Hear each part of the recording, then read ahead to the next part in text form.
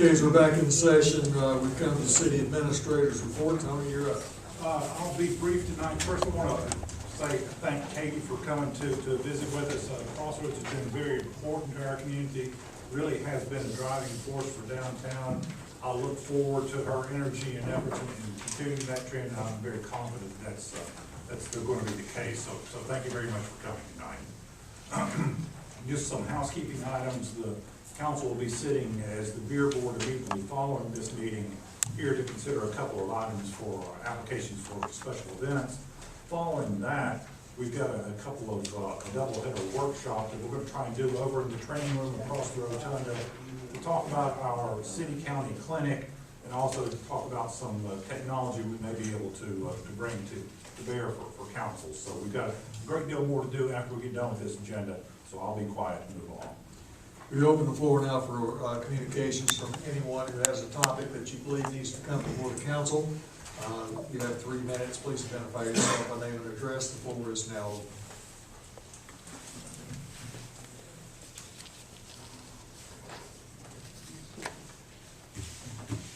Well, sorry, I'd like to take everything in order. If each of you would take I'm sorry, I should have given it to you. Sorry.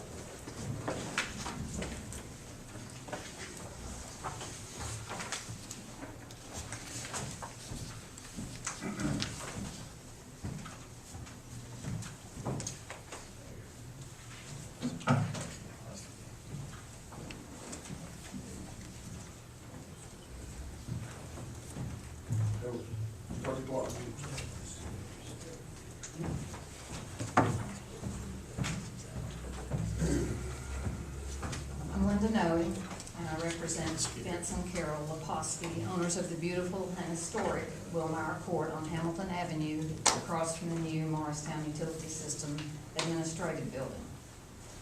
The Leposkis have serious concerns about the location, height, and appearance of a generator system at the new administrative building, a problem that affects not only the Leposkis, but their neighbors and all who walk or drive by that location. In a nutshell, the problem is that the generator that was erected on the east side of the Morristown Utilities property is a stacked design that extends 12 feet above the street. If you would look at Exhibit 1, it shows Mr. Leposki standing next to this massive structure, which is a generator on top of a fuel tank, sitting on top of a thick concrete slab. This picture gives you an understanding of the height and appearance of the stacked unit. Next to the generator, there is a much smaller, lower profile, I believe it's a transformer. The issue is about appearances. Tonight you were talking about appearances downtown and signs, and that's a major issue. The Leposkis desire and need to maintain or want to maintain a historic and beautiful downtown and nearby neighborhoods. They returned from a brief trip in the early summer and were greeted by this massive structure. Mr. Leposki was appalled. He talked to a number of people, including one council member who called the appearance shocking.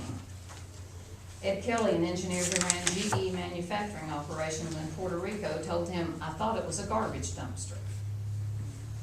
Around June 2019, Mr. Leposki met with Morristown Utilities Chairman George McGuffin, who was also seeing it for the first time.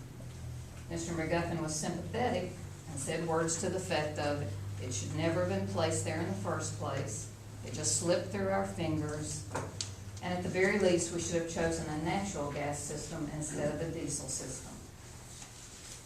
Later, Mr. Leposki talked to Jody Wigington, General Manager of Morristown Utilities, who said, "Well, we can plant some bushes."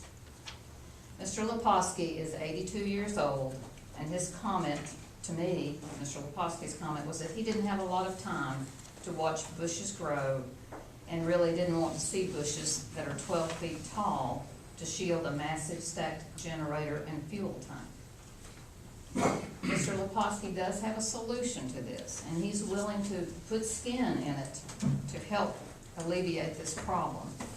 And I hope you will listen to him as well as look at the additional exhibits, and we will send you additional information tomorrow. Thank you very much. Anyone else wish to be heard on any topic?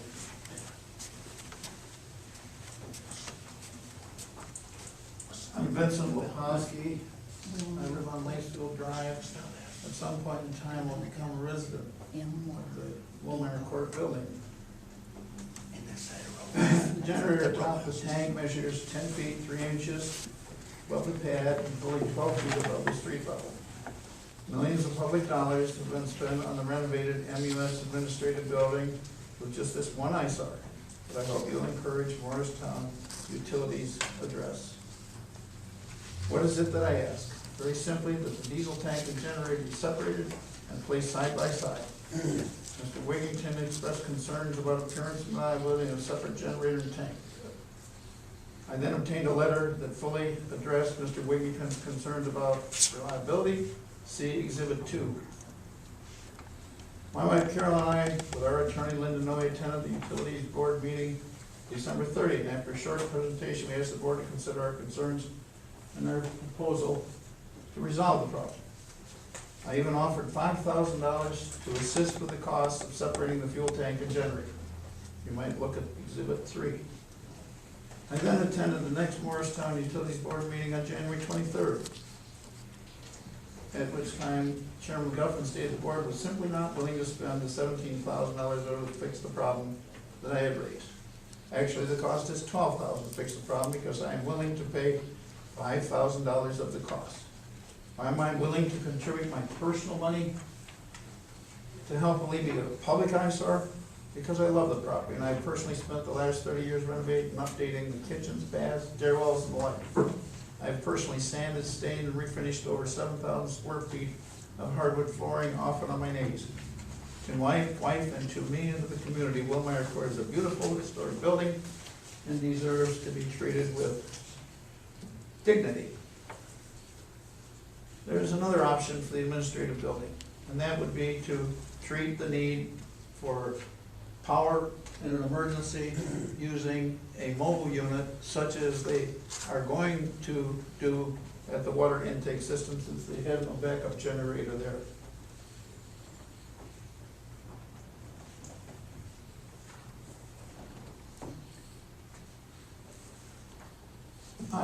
The big objection is the height of the thing. It's overwhelming. And by putting a fence there, including the transformer next to it, they've increased the profile over 30%. 30%? I don't know. 30% would be a nice raise in your paycheck. It's significant. Anyway, please talk to the utilities board, if you will, and see if we can come up with a kinder, gentler, and more aesthetic pleasing solution. We'd have 8-foot trees, 8-foot fence instead of 12. Thank you, Vince. Thank you. And anyone else wish to be heard on any topic? Seeing none, we'll close this portion of the meeting and we go to the section of the meeting for comments from mayor and council members. Let me just say that, as you know, Vince, from this time this began, we count on the Utility Commission Board to conduct their business and their decisions they make of where they place generators and trees and block in dealing with the public on their decision. We let their board make those decisions. And if you're asking us to make them do something different, I don't know that's the appropriate role for this council. Make is the wrong as word. we have discussed several times. Their next meeting is next Thursday, which is February the 27th, is their next meeting date. That's all the comments I have about anything in particular. Any other council members wish to address any item? I would like to address this. This is a solution you gave us right here. It's a portable generator, just like that's used at the raw water intake. They have those portable generators. They have all the facilities to put them out there and handle them. That solves it right there. I don't know about the cost or anything like that. That's obvious. They do the same work. Get to it just in time, probably that's a solution right there. Too simple. Just Anyone can't else? fight City Hall, can you? Anyone else, any comments? We'll remind the council that we will convene as the beer board after this meeting. Are there any other items to come before the council today? If not, I'll entertain a motion to adjourn. We have a motion to adjourn, and we are adjourned. We reconvene.